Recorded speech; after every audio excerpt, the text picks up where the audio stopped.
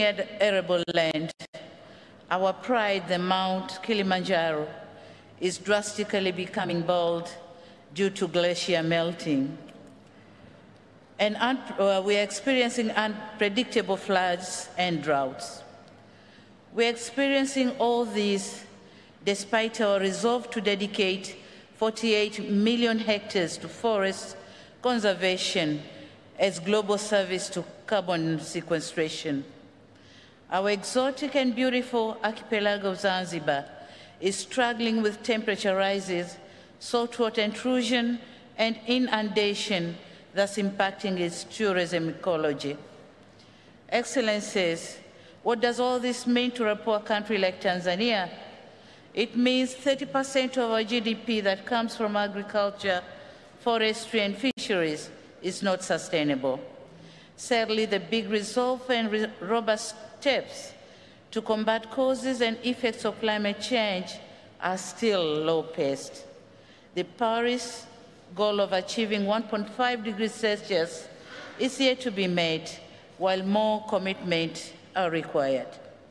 We in Tanzania are determined to take swift actions, as our inaction means risking our development agenda and prosperity.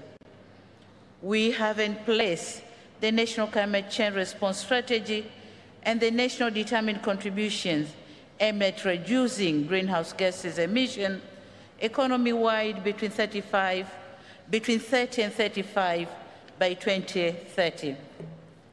On mitigation front, through hydro, geothermal, and solar, we have managed to increase power generation and thus increasing the access rate from 43% in 2017 to almost 70% in 2020.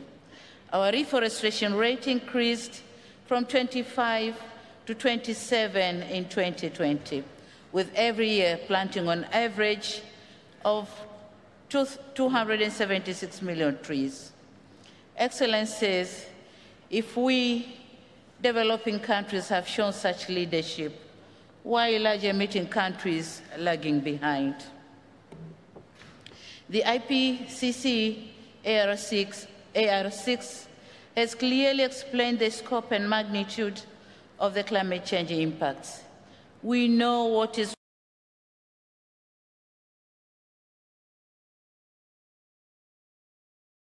required, and we know that if the world will not act accordingly, the countries like ours with low adaptive capacity have no options but to brace for more devastating impacts. However, what we all ought to remember is when the drastic climate changes hit, it will choose no location, might or weak, poor or rich country.